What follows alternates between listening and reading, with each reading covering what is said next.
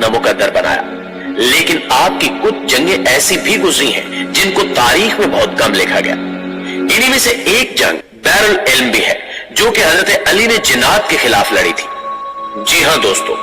आज की वीडियो में हम इसी जंग का जिक्र करने वाले हैं जिसमें आप अलैहिस्सलाम ने जिन्नात से जंग करते हुए 20,000 जिन्नात को कत्ल किया और बहुत से कबीलों को दायरे इस्लाम में भी दाखिल किया।